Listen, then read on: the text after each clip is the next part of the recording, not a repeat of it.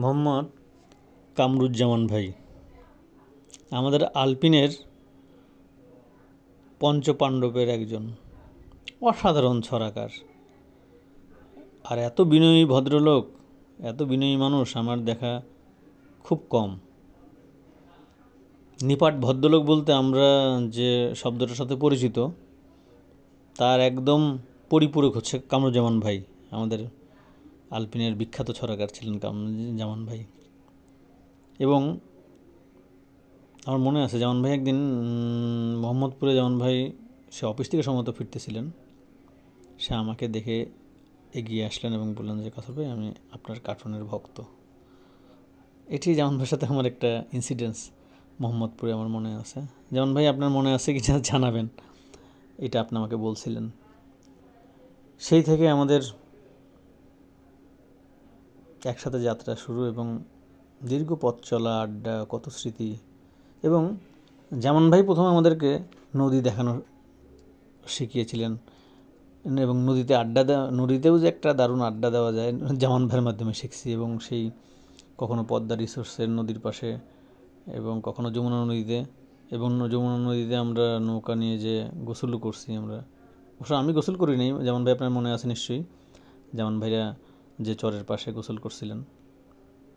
আর জামান ভাই হুটহাট করে একটা সারপ্রাইজ দেয়, হয়তো হুট করে সকালে ফোন করলো, ফিরে আসেন কিনা, আমি আসতেছি, আমরা ওই দিকে যাব, ওইখানে ঘুরতে যাব।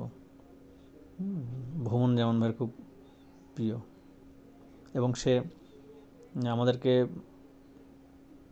নির্দিষ্ট জায়গা থেকে তুলে এবং সে ফেরার পথে আমাদেরকে একদম বাসার কাছে ড্রপ করে দেয়। যতই ব্যস্ততা, যতই সমস্যা থাকে, কিন্তু কখনোই উনি অনেক সময় আমরা বললেন যে ভাই এখান থেকে আপনি যান না। যেমন ভাই সব সময় তার দায়িত্ব ওদের জায়গা খুব সচেতন। সে একদম যেখান থেকে নেয়, মানে সে গাড়িতে পিক করে সেখানে আবার সে ড্রপ করে দেয়। মানে ওই যে মানে নিজের খেয়ে বনের মোষ তাড়ানোর বিষয়টা আর কি। এবং সে ঢাকা শহরে, আর বিশেষ করে জামান ভাইয়ের ফুচকা খুব পছন্দ। ঢাকা শহরে কোথায় কোথায় ফুচকা পাওয়া যায়, ভালো ফুচকা, এটা জামান ভাইয়ের নিরন্তর প্রচেষ্টা থাকে আমাদেরকে ফুচকা খাওয়ানোর। এবং কত যে জামান ভাই আমাদেরকে খাওয়াইছে বাইরে, হোটেলে বলি, ফুচকা বলি। এবং আমরা কৃষি শেরেবাংলা কৃষি বিশ্ববিদ্যালয়ের সামনে দীর্ঘদিন জামান ভাই আমাদেরকে ফুচকা, আমরা জামান ভাইয়ের সাথে ফুচকা খাইছি।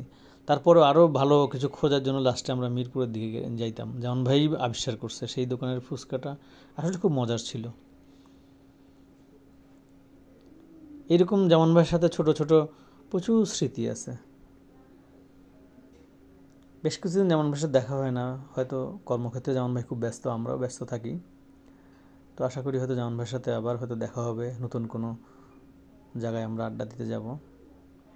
জামান ভাইয়ের সঙ্গটা খুব মিস করি। আর অত্যন্ত জ্ঞানী মানুষ জামান ভাই, প্রচুর পড়াশোনা করেন, এমন কোনো বিষয় নাই যে জামান ভাই সেটা জানেন না কিংবা ব্যাখ্যা করতে পারেন না। এটাও আমরা খুব এনজয় করি জামান ভাইয়ের এই বিষয়গুলো। যে কোনো বিষয় সে দারুণ আমাদেরকে বুঝাতে পারেন একটা বিষয় সম্বন্ধে। এটাও একটা বিশাল পাওয়া জামান ভাইয়ের সাথে ঘুরলে। তো যাই হোক, জামান ভাই আপনি ভালো থাকবেন, আপনার সাফল্য কামনা করি, আপনি সুস্থ থাকেন, ভালো থাকবেন জামান ভাই। আল্লাহ হাফেজ।